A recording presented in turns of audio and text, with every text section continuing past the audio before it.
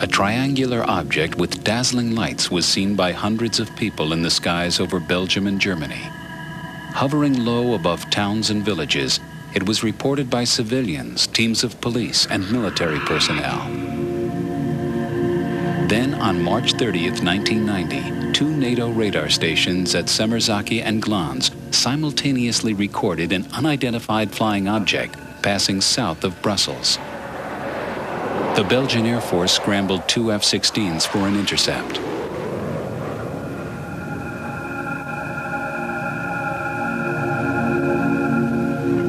Their radars locked onto the object, the diamond shape, which suddenly dropped 4,000 feet in 1 second. As it dropped below approximately 600 feet, it vanished from all radar screens. The Air Force had no explanations. A scientist suggested the pilots were chasing a rare atmospheric phenomenon, but the chase lasted 75 minutes. The object was seen on 5 radar screens, and the testimony of hundreds of eyewitnesses remains.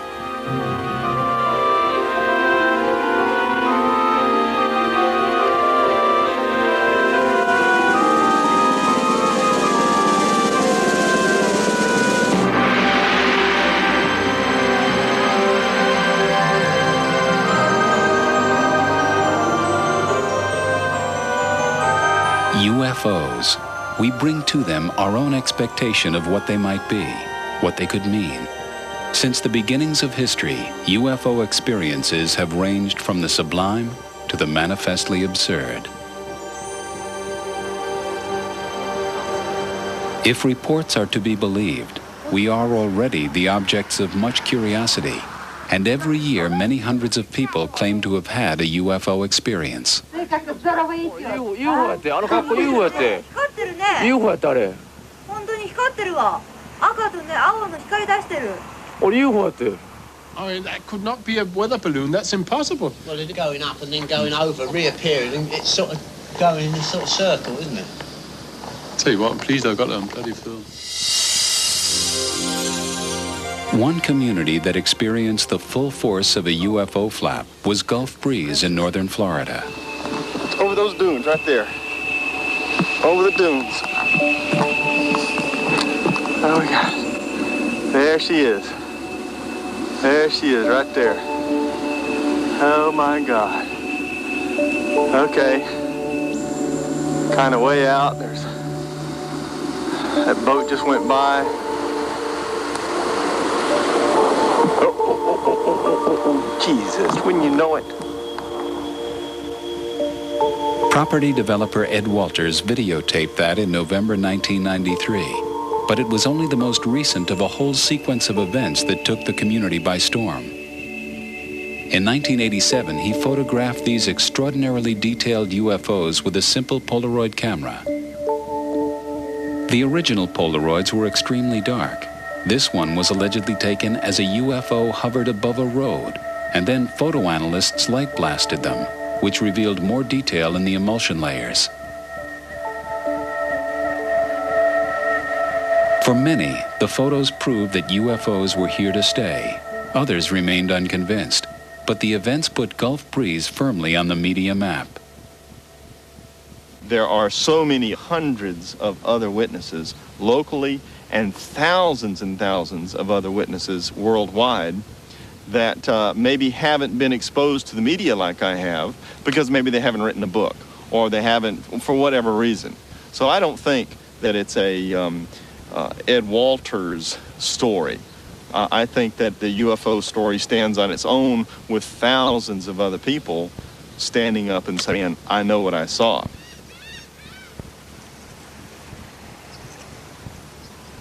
With a naval base at the seaward end, the vast expanse of water and sky was ideal for UFO enthusiasts beating a path to Gulf Breeze and nearby Pensacola. What is that baby doing? I don't know. It thing looks like it's moving around, doesn't it? I see two of them moving to the west, slowly. Oh, whoa, what's going on up there? There's two of them. Who is that? Look, Doc! Look! Look, it's right there! Just drop something out, Gary. Bruce and Ann Morrison now have 5 hours of video of the strange lights maneuvering above the bay. Look how it moves, Bruce. It's just... Well, I was having lunch with a friend at work one day, and she had heard about the Gulf Breeze sightings, but they had not hit the papers in Pensacola. You know, Gulf Breeze is a little smaller community outside of Pensacola. And she started telling me about this man in Gulf Breeze who had taken all these beautiful pictures, and there had been articles about it in the Sentinel. And I remember my reaction was so strange because all of a sudden I looked at my arms and I had chill bumps all over me. It was just like, it was an overwhelming feeling of wonder, amazement, and extreme interest. 3 minutes, 29 seconds. Oh, it's white. It's red and white there. There's 3 of them. Yeah! Let's go what? Go, baby, go, Bubba. Come on over here and show us some more, Bubba. I can tell you right now, I have been out with people that would go bananas when they saw an airplane. In fact, there's a man that comes out occasionally with our group that every airplane that flies over to him is a UFO, and he will get mad and irate if you look at him and say, that's an airplane. I mean, it can be a 727, 5,000 feet over your head, coming into the landing pad at the Pensacola airport. This guy will look up at it and say, that's a UFO. And that's his right. But I know what I saw. I know what's on my phone. And if you want to believe it, fine. If you don't want to believe it, that's fine also. Oh! Whoa, whoa, whoa. Oh, it's kind of green. It's got a green halo around it, doesn't it? Did y'all see green around it? Yeah. All right. Not surprisingly, Ed's photograph seemed too good to be true, and he soon found himself attacked by the debunkers. Well, it's really kind of shocking. I'm an average fella. I build houses. I'm a working man, and to see something so extraordinary and tell about it, and then to be blasted, it's shocking. You just don't expect that kind of reaction. You expect people to say, oh my gosh, rather than, oh, you're crazy. Over the dunes. Oh my gosh. There she is. There she is, right there. Oh my God. I would like for somebody in the military-industrial complex, for the world governments, I would like for somebody to come forward and say, don't worry, here's what it is, this is the answer, sleep well. But they don't do that. I think they don't know. I think that they're struggling just like we're struggling. I think that when there is a flap, a UFO flap, then I think that the military and the governments of the world are paying attention behind the scenes. The love-hate relationship between governments and UFOs began when the United States Air Force's Project Blue Book was set up to investigate cases like these during the 1950s and 60s.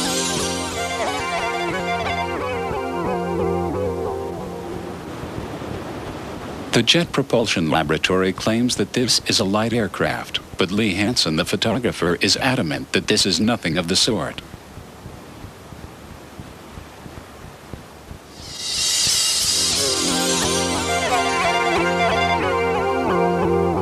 As James Waters drove through Monument Valley, a bright object sped past, followed by another a second later. Slowed down, the object seemed to contract and expand. Official explanation? A meteorite. But two, one after another?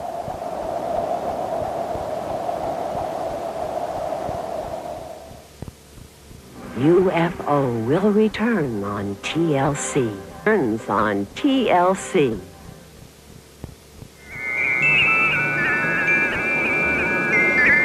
In the skies above Britain, a UFO appears from nowhere and flies alongside the Concorde. It seemed intelligently controlled, but cameras can lie. The flights were filmed with a specially designed periscope camera system, Astrovision, which uses a complex arrangement of lenses and prisms. We asked Alan Tanner of the original British Airways film team to take a closer look. Now, this is probably the classic UFO shot that everybody refers to when they talk about UFOs and Concorde. Again, you will find that it looks very similar to other shots that we've got with funny little marks on it that people say, was this a UFO or wasn't it? Look at it closely and you'll find that there's that little spot of light coming there, which could be quite easily mistaken for a UFO.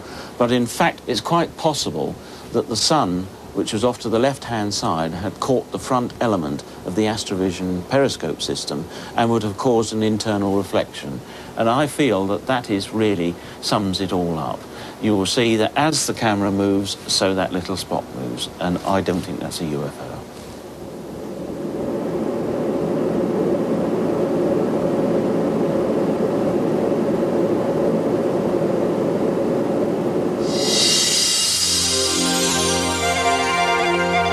In Norfolk, England, 3 fishermen filmed a diamond-shaped UFO. Checks were run on aircraft and weather balloons, but the skies were completely clear.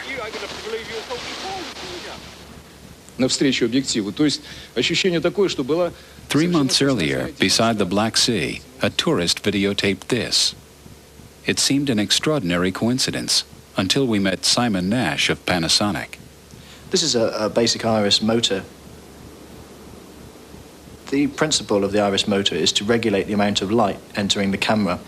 The iris motor will open on very dull scenes and poorly illuminated scenes and close down on very high intensity or brightly lit scenes. We actually have no idea what this sort of object is here in the sky. It could be reflection from a plane or some other light source. But as the camera starts to zoom in, you can clearly see here the shape of the actual iris elements within the lens section of the camera. It appears to be caused by a reflection of light entering the front of the camera and bouncing around between the lens elements. And of course, sandwiched between the lens elements is of course the iris motor. And the iris motor takes on this characteristic shape that is often seen when you're looking directly or indirectly in towards the sun.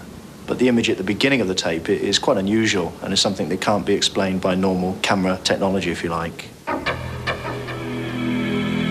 Over the past 30 years, some 8,000 UFO sightings have been reported to a special department at the British Ministry of Defence. About 5%, or 400 of these, remain unidentified. Nick Pope is from the ministry. The thing to stress is that 95%, I would say, of the reports that we get can be very easily explained.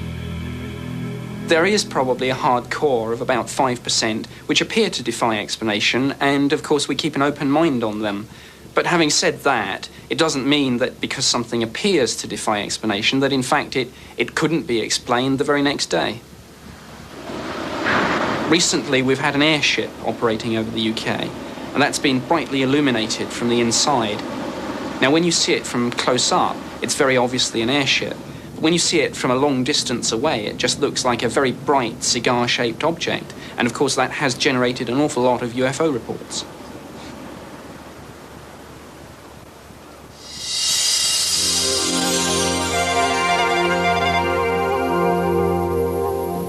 Many reports continue to defy rational explanation. In a valley near Ottawa, Canada, the object on the right was apparently witnessed by more than a dozen people. The Royal Canadian Mounted Police said it was in fact a Sikorsky helicopter, but the Canadian Defense Department said there were no helicopters in the area.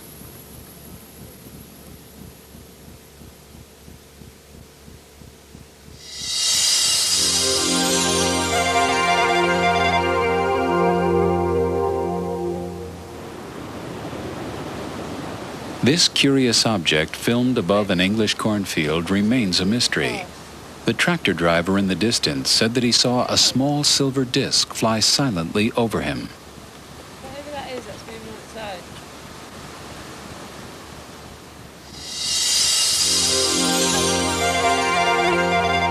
own. As a TV cameraman was setting up for a weather picture in Wisconsin, an object flashed past the windmill. It's traveling at over 1,000 miles an hour. He checked with the local air base and with the NORAD defense network, but they had nothing to report.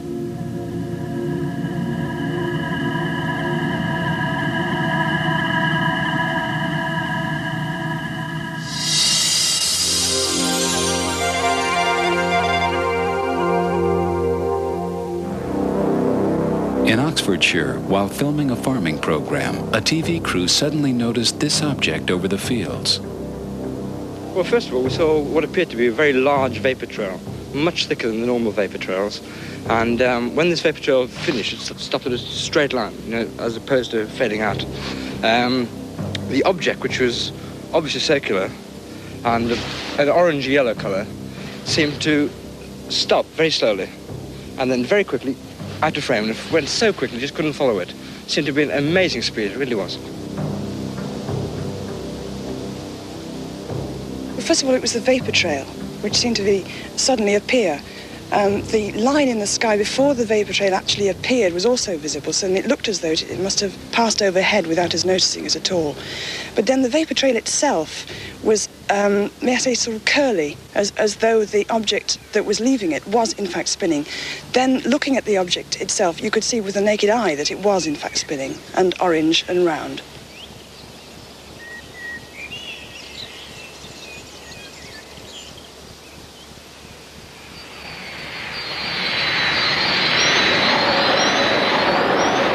Over 3,500 UFO reports worldwide have come from civilian and military pilots. People like Colonel Fletcher Prouty, who commanded an air squadron based in Tokyo in the 1950s. He was one of the 5 founders of the massive NORAD defense network. My aircraft were in the sky over half the world, regularly, all the time. And one day I got a top secret memorandum delivered from the White House, from the headquarters of the Air Force. And it ordered me to tell my crews that if ever they saw an object that was unidentified, they were to report it to me. I was to set them down and take their depositions, sworn statements, and then mail them to a certain office in the Pentagon. And one day, one of my crews on a flight from Honolulu to Tokyo saw something that they had to report. And they walked in my office that morning, and the captain of the crew was an old acquaintance of mine. He said, "Colonel, I'm really a little embarrassed today." He said, "because we're going to get involved in a lot of paperwork." He said, "We saw an unidentified object flying beside our aircraft for over an hour last night between Midway and Tokyo, with 60 passengers aboard. There's no way we can say that it wasn't seen and wasn't there." So I had 12 men in the crew. I had to set aside 12 rooms with 12 interrogators. We had them write their stories down, what they saw. I packaged that all up and sent it to the headquarters Air Force. Never heard another word from it. In the United States, secrecy remains the order of the day, in part a legacy of the Cold War and new weapons development. But in Russia, things seem to be changing. We were given unique access to leading military figures in the former Soviet Union, who not only came forward with their own testimony, but discussed research projects linked to UFO incidents. Now, hundreds are reported every month to UFO groups and the military authorities.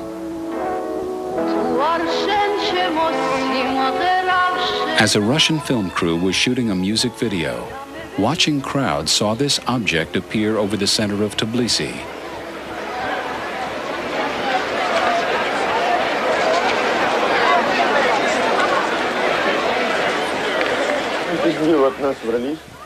In Moscow, a KGB officer and his family filmed a group of unidentified lights. Until very recently, people did not dare report UFOs, let alone release pictures like these.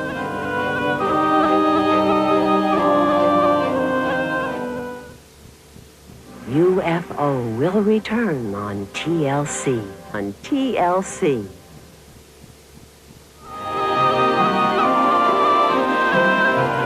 For years, the old secret regimes prevented anyone from admitting to any UFO experience.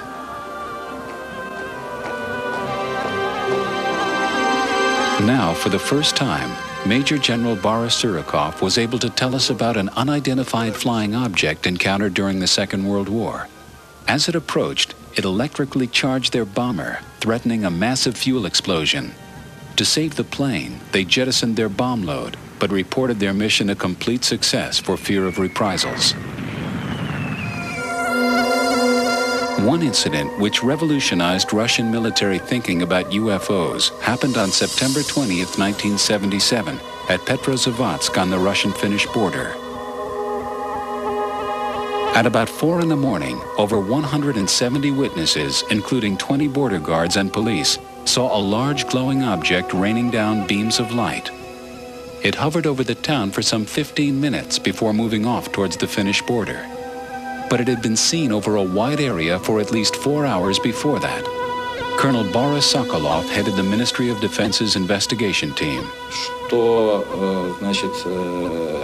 Later, having read the report, I found that a large group of military men had witnessed the event, about several hundred kilometers away from Petrozavodsk, in one of the border regions.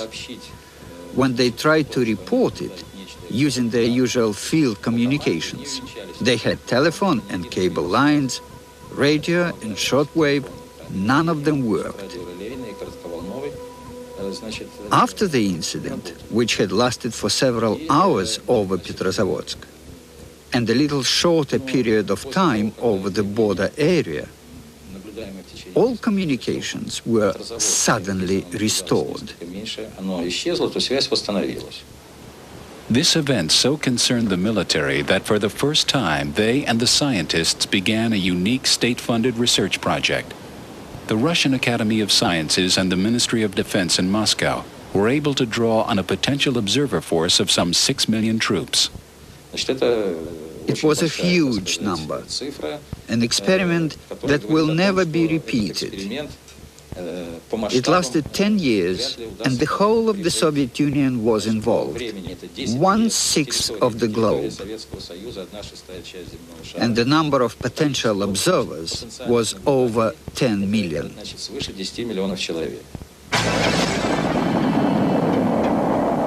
Up until now, this incident has always been dismissed as disinformation, a cover story for a secret rocket launching.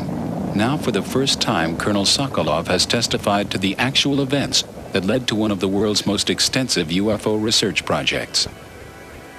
If UFOs are tangible objects, they seem to demonstrate an extraordinary technology. In Moscow, there is a state-funded organization that is actively investigating new propulsion systems based on UFO reports. Dr. Anatoly Akimov is the director. We are not looking to limit our research objectives by just trying to explain abnormal physical experiments. What we are trying to do is to go beyond the normal investigative boundaries. If we believe, and we certainly have good reason to do so, that the UFOs exist as a real phenomenon, then naturally the question arises as to whether our contemporary science can come to some understanding of them.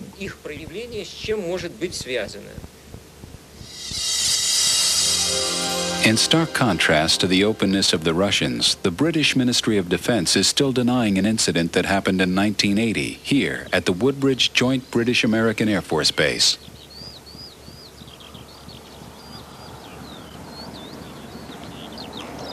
This was one of the busiest military air bases in the United Kingdom.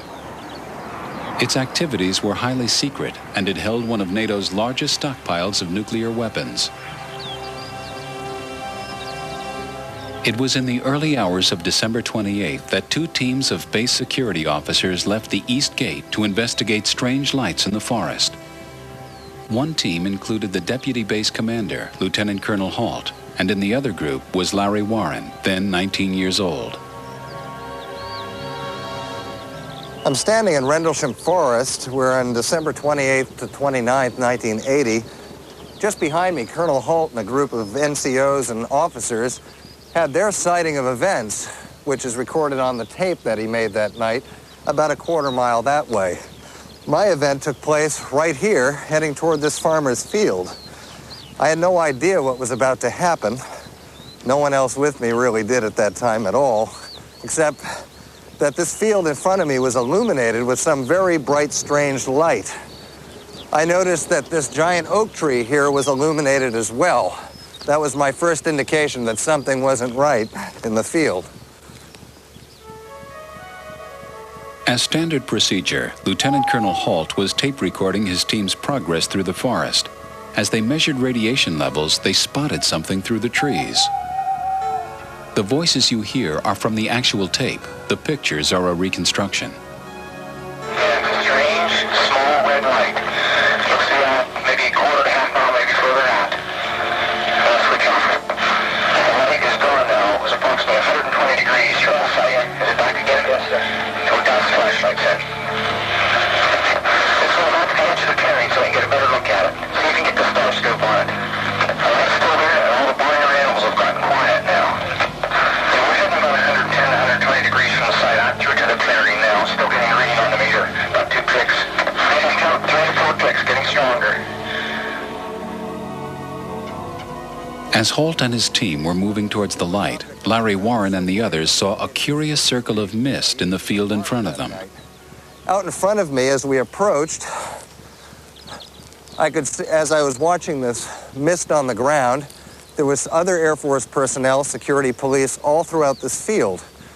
Over in the distance was 2 cameras, and one was a video camera, one was a motion picture camera. And at the time, the video cameras were very bulky technology, but I recognized it for what it was. Everything I saw in this field was documented on film that night, both on still photographs and on motion picture. There's no doubt about it. What I saw, I'll walk to the center of the area where this mist was. You can see it clearly. Ground zero would be here. After watching this object on the ground, a red ball of light moved in. I thought it was an A-10 taxiing to RAF Woodbridge behind me, about a mile. Came in over that far stand of trees, stopped over the circular fog-like object on the ground, dispersed in an explosion of color that was soundless, heatless, and what happened was a transformation somehow of this mist to a structured object. It was about 30 feet at the base, 20 feet in height, and a bank of blue lights at the base of it, and mother of pearl or rainbow effect all over. It was very difficult to look directly at. The worst thing to happen to me was that when the event transpired, when there was that transformation somehow, some senior people ran off into these woods, into these fields, and left us here. And why I didn't run could have been shock or whatever, but a number of us ran, a number of us just stayed glued. I think it's something on the ground. I think it's something that's died on a tree right over. We just found the first nightbird we've seen. We're about 150 to 200 yards from the site. Everyone else is just deathly calm. There's no doubt about it. There's some type of strange flashing red light ahead. It's yellow. I saw a yellow tinge in it too. Weird. It appears to be maybe moving a little bit this way. Yes, it's right on house bed. Yellow. It's coming this way. It is definitely coming this way.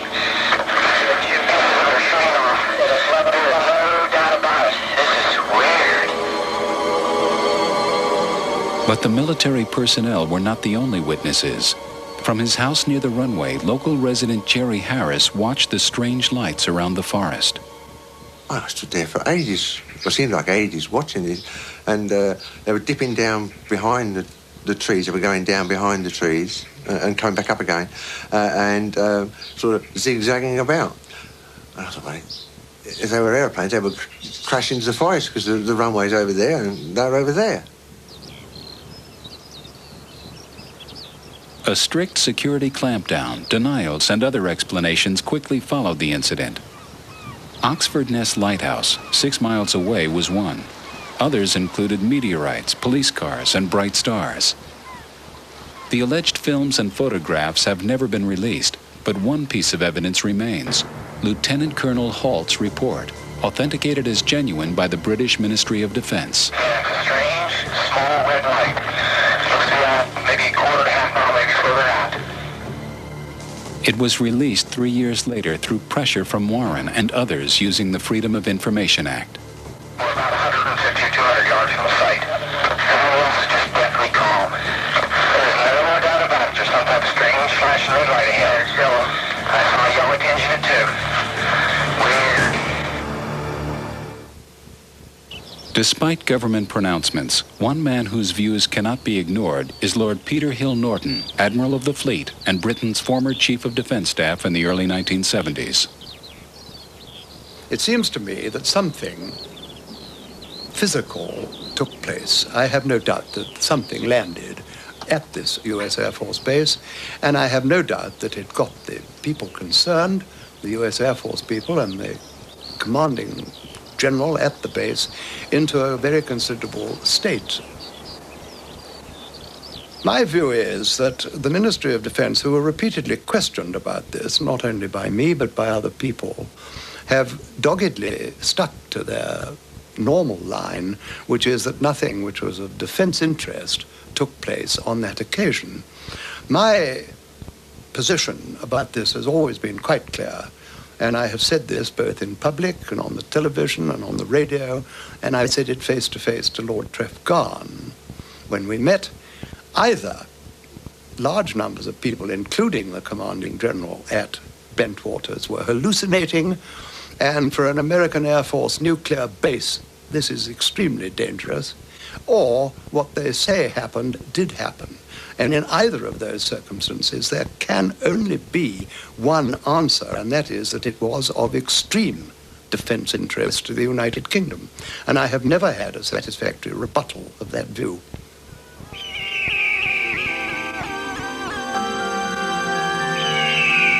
Most UFO incidents are reported by ordinary people, and more often than not, the event itself can be deeply traumatic.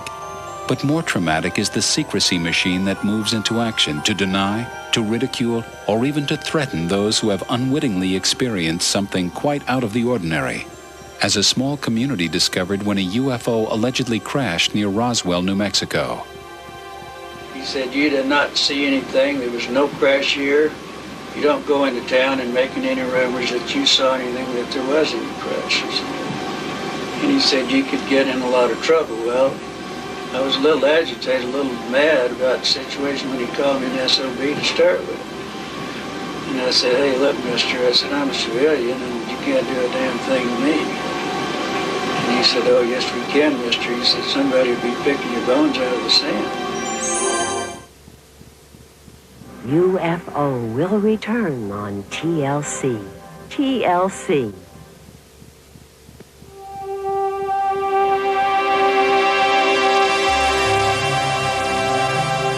The case of the crashed disc and its alien occupants has become an enduring UFO classic.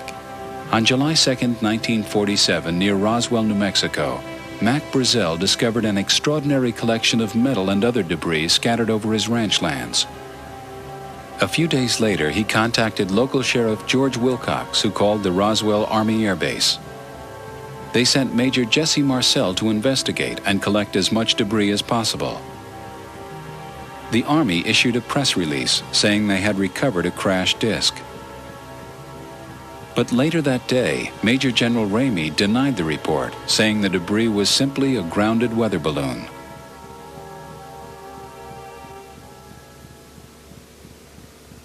For Fred Whiting of the Fund for UFO Research, the official conclusion simply didn't hold water. With other researchers, he has filmed the testimonies of some surviving witnesses and their family members. Heretofore, stories of crashed saucers were twice-told tales. I have a brother who has a cousin who has an uncle whose barber says he knows someone who heard something.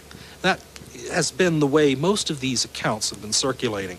That's very frustrating because you can't follow up on that. You can't ascertain what the facts are, and in all likelihood the story's bogus because it's been told by so many people and therefore is quite distorted. Roswell is different.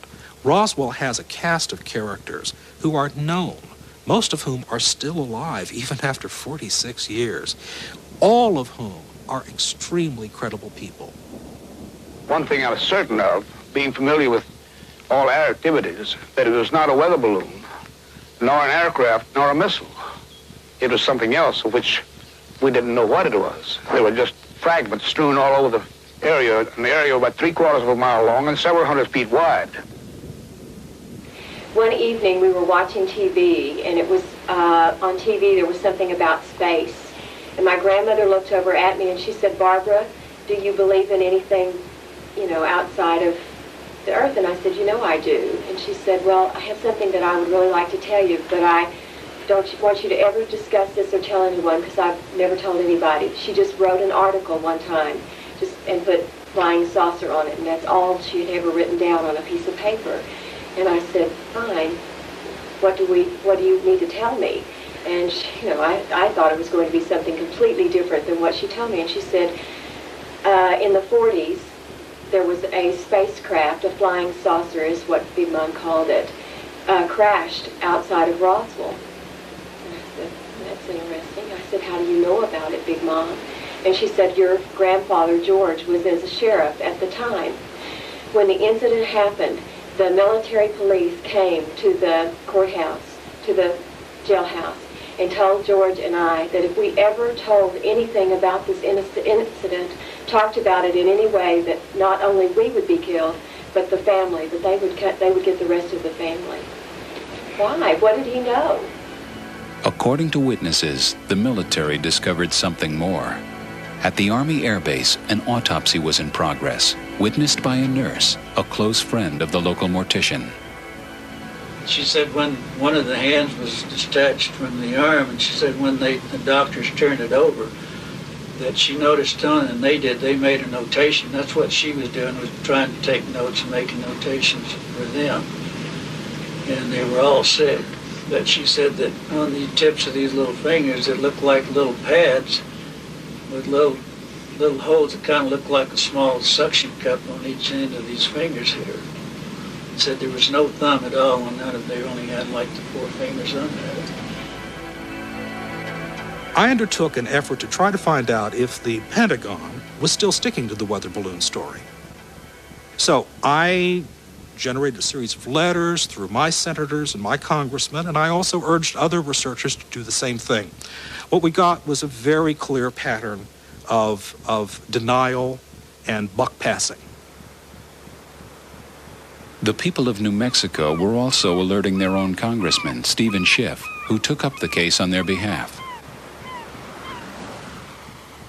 From the statements of witnesses that I've seen or read, a number of individuals described that whatever it was that was recovered from the area around, actually Corona, New Mexico, near Roswell, that apparently it was put in a special plane that was flown in for this purpose, and that the materials were under armed guards because people described the MPs.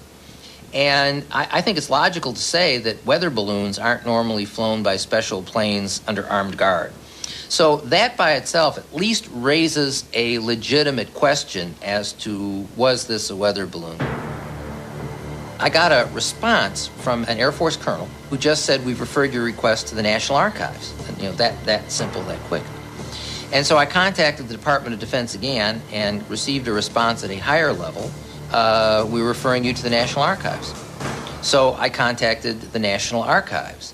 The National Archives responded to me that they didn't have any material on the Roswell incident. Now, needless to say, I considered this a runaround at the least, and it was at that point that I asked our General Accounting Office to assist me. UFOs on TLC. The General Accounting Office, at Congressman Schiff's request, agreed to undertake an inquiry into whether or not there was a cover-up of information concerning the Roswell events. An investigator was assigned to the case, reporting back, of course, to the Congressman's office, since the General Accounting Office is a creature of the Congress. It's the Congress's investigative arm. This investigator approached an official within the Air Force Congressional Liaison Office, the Director of Plans and Operations, Colonel Larry Shockley. The investigator said to Colonel Shockley, I'm interested in getting into the Roswell case. Colonel Shockley's response reportedly was, you've got no business getting into that. This is not the first, and I suspect nor will it be the last, such obstruction of this investigation. They didn't say, Congressman Schiff, we have documents, but they're classified. You're going to have to go through certain procedures if you want access to them. That would have at least been a reasonable response. But to send me to an agency which doesn't have the documents, and by now they must know that, that is not a reasonable response. Stephen Aftergood of the Federation of American Scientists believed there could be a less secretive and more mundane explanation. The National Archives reports that it has more than 300 million pages of classified documents from before 1960 alone that are awaiting declassification review. In other words, documents dating from pre-World War I through 1960. If we extrapolate that to a likely estimate for all classified documents through the present, I would say there have to be well in excess of 1 billion pages of classified documents that are waiting for declassification review. The secrecy system has become reflexive. We are concealing a lot of information that is not genuinely sensitive, and ironically, we are probably not protecting those genuinely sensitive secrets adequately. The Roswell incident in particular has been an enduring story because there have been so many mixed signals from the government, and above all because there remains a quantity of government documents that have been kept secret more than 45 years after the event. I think a government accounting for this whole episode is long overdue, and people have every right to demand that such an accounting be carried out. Now what we need to do is we need to establish in the minds of the Congress, it's already firmly established in the minds of most of the UFO researchers in the United States and elsewhere around the world, that there is indeed a cover-up of information. For what reason? We can only speculate. To what end?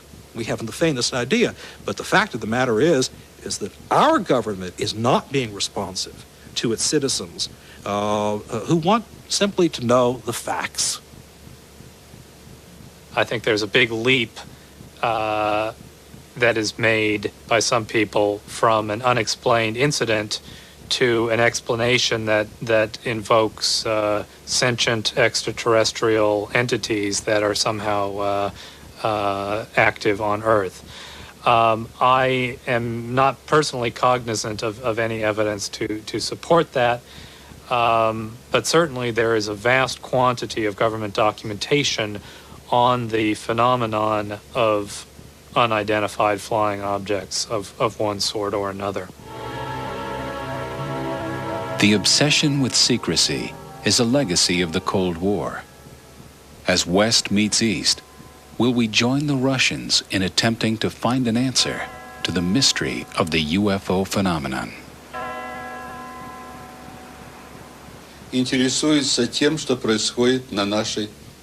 We cannot rule out the possibility that creatures who may well be superior to us are interested in what is happening on our Earth. These unidentified flying objects that appear to display unique characteristics, such as their speed, their rapid maneuvering, and so on, must be studied in the interest of mankind. I do not subscribe to the views that some ufologists hold that this is all in the mind. I believe that there is undoubtedly something, or a number of things, they may be quite different things too, in our atmosphere, which is physical, and were it to land, could be seen and touched and photographed. And indeed, there are people who say that all those things have already happened. I hope that someday we find out what it's all about. But everybody loves a mystery, and I think someday we'll know.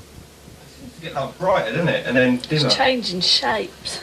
It's like flashing out. Yeah, I noticed that. It's sort of really bright, isn't it? And then it's gone behind a cloud. Oh no, something's flashing on the video, like the tape's running out or something.